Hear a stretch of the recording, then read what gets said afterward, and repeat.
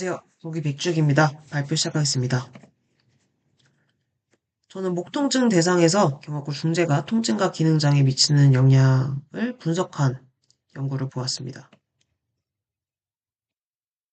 근골격계 목통증은 전 세계로 장애를 유발하는 네 번째로 흔한 원인이고 견갑골 기능장애는 목통증을 유발할 수 있다고 합니다.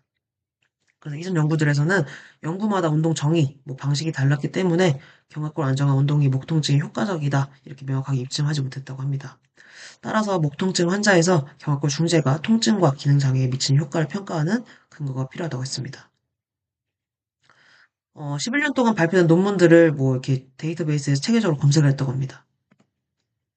연구 방법은 목통증 관리에서 경합골 중재, 그리고 기타 능동적 치료 전략을 사용한 RCT 연구들을 포함하였고, 평가한 결과 변수는 다음과 같았습니다. 통증, 기능장애, 삶의 질이 있었습니다. 그래서 즉 여러 RCT 논문들을 하나로 묶어가지고 경합골 중재가 목통증 환자에게 실제로 효과가 있냐 이걸 비교한 방법입니다. 결과적으로 5개 연구가 포함되었고 116명의 참가자를 대상으로 해서 만성 비특이적 목 통증 환자에서 경합골 중재의 효과를 평가했습니다. 목 치료랑 경합골 중재 함께 시행한 그룹과 목 치료만 시행한 그룹을 봤을 때 통증 감소 효과에서 유의한 차이가 나타났습니다. 근데 장애에 대한 효과를 분석했을 경우에는 통계적으로 유의한 차이가 없었고 경합골 중재가 기능장애 개선에는 명확한 효과를 보여주지 못했다는 결과가 나왔습니다.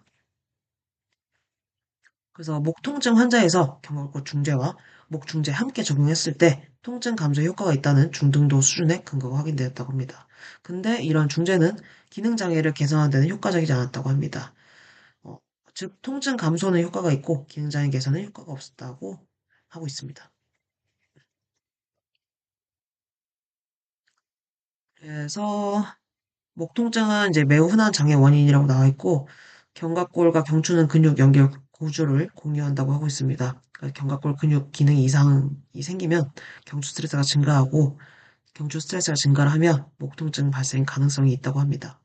기존 연구들 같은 경우는 이제 운동 정의가 연구마다 다르고 견갑골 중재 종류가 통일되지 않았고 통증, 장애, 삶의 질 측정 기준이 일정하지 않다고 했습니다. 그리고 어떤 견갑골 치료가 좋은지 결론이 부족했다고 했습니다. 목적 같은 경우에는 목 통증 환자에서 견갑골 중재 효과를 평가하고 통증 감소, 기능 장애 개선 여부를 확인하며 메타 분석으로 객관적 근거를 제시하는 것을 목적으로 하고 있었습니다.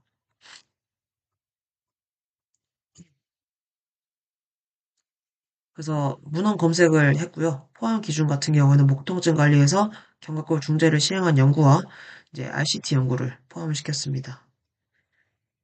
그리고 제외 같은 경우에는 증례 보고, 문헌 고찰, 어깨 병변이 포함된 연구, 경추신경근 병증, 경추성 두통을 제외했다고 합니다. 그 말즉슨 순수하게 넥페인과 스카퓰라 인터벤션 관계를 보기 위해서 질환을 제한했다고 합니다.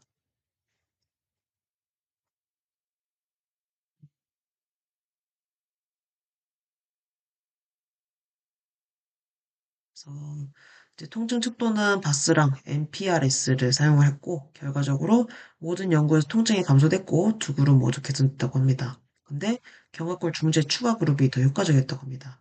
제한점으로는 경합골 단독 치료 효과는 확인이 불가능하였고 비교 연구가 부족했다고 합니다. 기능 장애는 이제 NDI를 사용했고요. 기능 장애 효과는 통계적으로 유의하지 않았고 제한점으로는 기능 장애 관련 연구 수가 부족했고 경합골 단독 중재 분석이 불가능한 제한이 있었습니다. 삶의 질 같은 경우는 이제 그 평가한 연구가 없었다고 합니다. 그래서 이 분석 목적 같은 경우는 목통증 환자에서 견갑골 중재가 통증과 기능장애에 미치는 효과를 확인하는 것이었습니다. 결과적으로 견갑골 중재랑 목운동 함께 시행한 경우에는 통증 감소에 유의한 효과가 있었지만 기능장애에는 효과가 없었습니다. 견갑골의 중요한 이유로는 이제 그 기존 연구들은 근력 강화 운동이 목 통증 관리에 효과적이라고 보고를 해왔고 견갑골은 목의 생체 역할에 중요한 역할을 한다고 했습니다. 견갑골 위치가 변하면 경추의 전원 하중이 불균형할 수 있고 따라서 견갑골은 목 통증 치료에서 중요한 요소가 된다고 했습니다. 그리고 기계적 목 통증 환자 같은 경우는 SD가 흔히 동반되고 SD는 이제 악시오 스카퓰라 머슬 신경근 조절 이상과 관련된다고 했습니다. 특히 상지 움직임을 할때 세라투스 안테리어가 어퍼 트라페주스, 미들 트라페주스, 로어 트라페주스 이 근육들의 활성 패턴이 달라진다고 했습니다. 음, 최근 연구에서는 목 통증 환자에서 비정상적인 견갑골 위치가 존재를 하고 견갑골 근육 강화가 목 통증 치료에 도움이 될 수 있다고 보고했다고 합니다. 기능 장애가 개선되지 않은 이유는 견갑골 중재랑 목 운동은 기능 장애에 유의한 효과가 없었다고 합니다.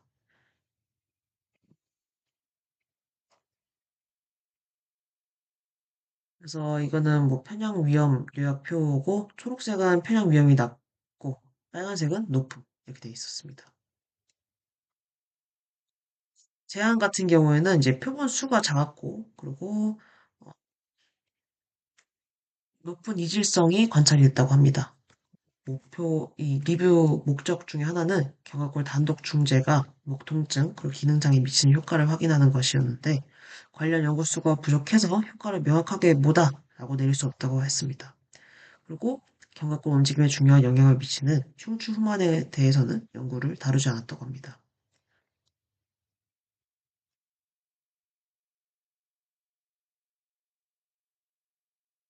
그래서 결론은 견갑골 중재와 목 중재를 함께 시행한 치료는 목 통증 환자의 통증 감소에 효과적이라는 결론 내릴 수 있지만 이러한 중재는 이제 기능 장애를 개선하는 데 효과적이지 않다고 말하고 있습니다. 또한 향후의 연구에서는 목 통증 환자에서 견갑골 중재가 기능 장애, 삶의 질에 장기적으로 어떤 영향을 미치는지 추가적으로 조사할 필요가 있음을 시사하고 있었습니다. 이상으로 저희 발표 마치겠습니다. 감사합니다.